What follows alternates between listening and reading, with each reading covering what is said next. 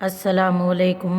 ધોરણ 11 વિષય વાણિજ્ય વ્યવસ્થા અને સંચાલન, પ્રકરણ 9 આંતરિક વેપાર. વિદ્યાર્થીની મિત્રો, આ પ્રકરણની અંદર આપણે સ્થાયી દુકાનો વિશે અભ્યાસ કરી રહ્યા છીએ, જેમાં મોટા પાયા પરના છૂટક વેપારીઓના અંદર પ્રથમ ખાતાવાળી દુકાનો અને સંકળાયેલી દુકાનો વિશે આપણે અભ્યાસ કરી ચૂક્યા છીએ. આજે આપણે શીખીશું ટપાલ વ્યવહારી દુકાનો. ટપાલ વ્યવહારી દુકાનો કોને કહેવાય? તો જેમાં ઓર્ડર આપવાથી લઈને સમગ્ર કાર્ય ટપાલ દ્વારા થતું હોય તો તેવી દુકાનોને ટપાલ વ્યવહારી દુકાનો કહેવામાં આવે છે.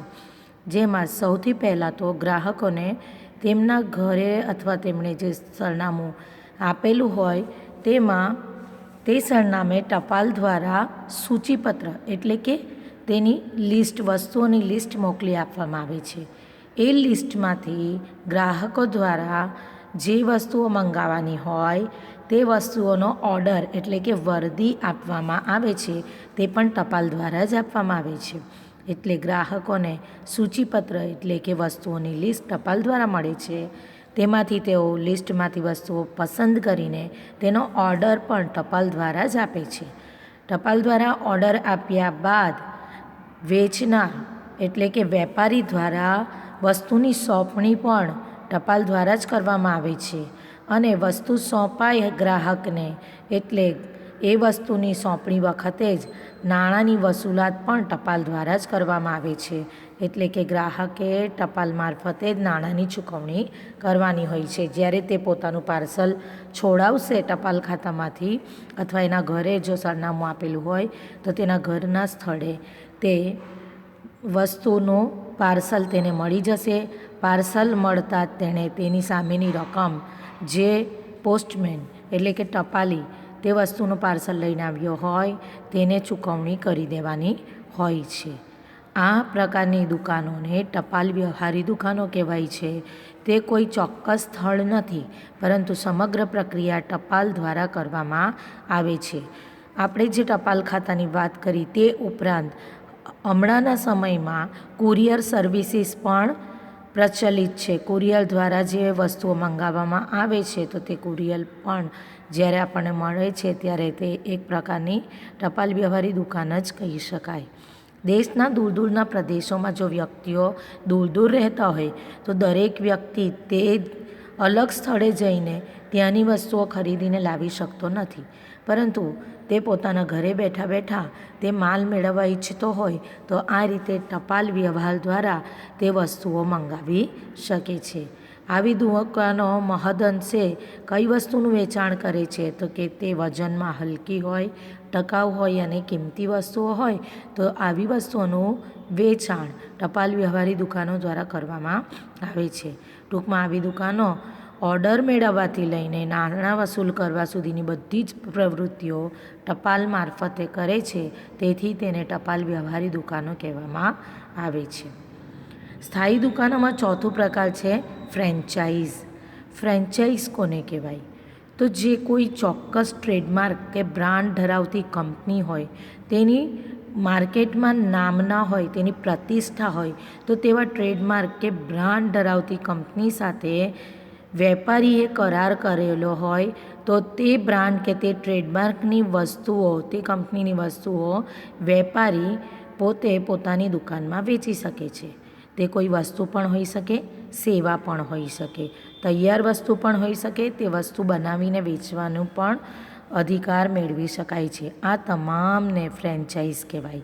કોઈ ચોક્કસ ટ્રેડમાર્ક કે બ્રાન્ડ ધરાવતી કંપની સાથે કરાર કરીને તે જ કંપનીની વસ્તુ કે સેવા વેચવાની કે વસ્તુ બનાવીને વેચવાનો જે વિશેષ અધિકાર આપવામાં આવે તેને ફ્રેન્ચાઇઝ કહે છે. તમે તમારી આસપાસ ઘણી બધી એવી દુકાન જોઈ હશે કે જેના નામ અન્ય દુકાનો જેવા હોય છે, જેમ કે sugar and spice, Domino's, cream and crust, dairy Don. આ ઉપરાંત આપણે વાત કરીએ તો તમે પેટ્રોલ પંપ તો ઘણા જોયા છે. એ પેટ્રોલ પંપમાં તમે જોયું હશે તો એચપીના પેટ્રોલ પંપ હોય છે, ઇન્ડેનના પેટ્રોલ પંપ હોય છે. તો એ રીતે એ પણ એક પ્રકારની ફ્રેન્ચાઇઝ કહી શકાય. આ પ્રકારની દુકાનોમાં શું થાય? તો આ પ્રકારની દુકાનોમાં મોટા પાયા ઉપર છૂટક વેચાણ થાય છે. પરંતુ તે સીમિત વસ્તુઓનું વેચાણ કરવામાં આવે છે. જેમ કે આપણે સુગર એન્ડ સ્પાઇસ કે ડોમિનોઝ કહીએ તો તેમાં અમુક જ વસ્તુઓ વેચાતી હશે, જેમ કે પીઝા, બર્ગર, ફ્રેન્ચ ફ્રાઈઝ એવી લિમિટેડ વસ્તુઓ, મર્યાદિત પ્રકારની વસ્તુઓનું વેચાણ થાય છે. તે મોટા પાયા ઉપર છૂટક વેચાણ કરતી વસ્તુઓ છે. તેઓની ધંધા કરવાની પદ્ધતિ, તેમની વસ્તુની જે ગુણવત્તા હોય છે તે, તેમની દુકાનની આંતરિક અને બાહ્ય સજાવટ, તે તમામ વસ્તુઓ મૂળ કંપની જેવી જ હોય છે. કારણ કે જ્યારે ફ્રેન્ચાઇઝ લેવામાં આવે છે ત્યારે આ તમામ પ્રક્રિયાઓ કે સજાવટ, તે તમામ કાર્ય ફ્રેન્ચાઇઝ આપતી કંપની દ્વારા જ કરવામાં આવે છે. સામાન્ય રીતે જો વસ્તુનું ઉત્પાદન કરીને વેચાણ કરવાનું હોય તો તેનો કાચો માલ જે છે તે મૂળ કંપની પૂરો પાડે છે. જેમ કે આ સુગર એન્ડ સ્પાઇસ છે કે ડોમિનોઝ છે, તેની અંદર જે વસ્તુઓ બનાવવા માટેના બ્રેડ્સ હોય છે તે મૂળ કંપની દ્વારા પૂરા પાડવામાં આવે છે. અહીંયા સુધી કે તેની જે કર્મચારીઓ હોય તેમના યુનિફોર્મ પણ મૂળ કંપની દ્વારા જ પૂરા પાડવામાં આવે છે અને ત્યાંના ફર્નિચર હોય છે તે પણ મૂળ કંપની દ્વારા પૂરા પાડવામાં આવે છે. તે તમામનો ખર્ચ વેપારીએ ચૂકવવો પડે છે, જેને રોયલ્ટી કહી શકાય. અને મૂળ કંપની બીજું શું કરે છે? આ બધી વસ્તુઓ પૂરી તો પાડે છે, તેની સાથે સાથે મૂળ કંપની દ્વારા જે તે વેપારી અને તેની દુકાન પર સતત નિરીક્ષણ રાખવામાં આવે છે, તેમનું સુપરવિઝન કરવામાં આવે છે અને સતત નિરીક્ષણ કર્યા બાદ મૂળ કંપની સુધારાલક્ષી માર્ગદર્શન તે વેપારીને આપે છે.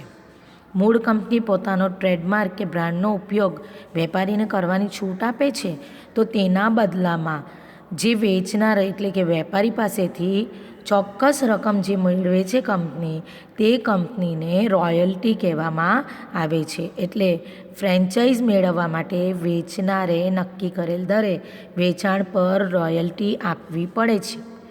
મૂળ કંપની રોયલ્ટી જે લે છે તેના બદલામાં ફ્રેન્ચાઇઝનો અધિકાર આપે છે. આ અધિકાર લેનાર એટલે કે વેપારીના ધંધાકીય એકમના કર્મચારીઓને તાલીમ આપવાનું કાર્ય મૂળ કંપની દ્વારા કરવામાં આવે છે. આ પ્રકારની દુકાન એટલે કે ફ્રેન્ચાઇઝમાં કોનો સમાવેશ થાય છે?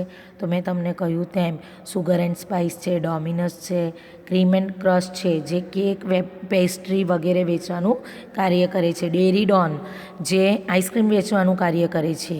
એ ઉપરાંત કમ્પ્યુટરની તાલીમ આપતા કેન્દ્રો જેમ કે એપટેક છે, તેનું નામ તમે સાંભળ્યું હશે, તો તે પણ ફ્રેન્ચાઇઝ પ્રકારનું કમ્પ્યુટરની તાલીમ આપતું કેન્દ્ર છે.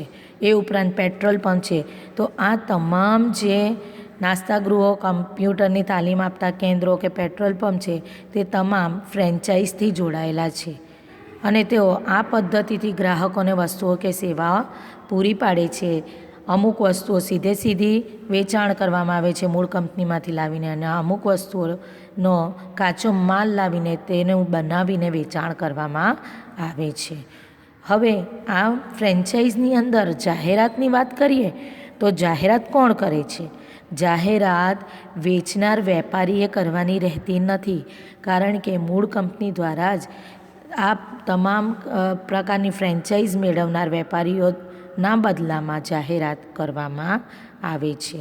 એના કારણે ફ્રેન્ચાઇઝ લેનારે જાહેરાતનો કોઈ ખર્ચ કરવાનો રહેતો નથી.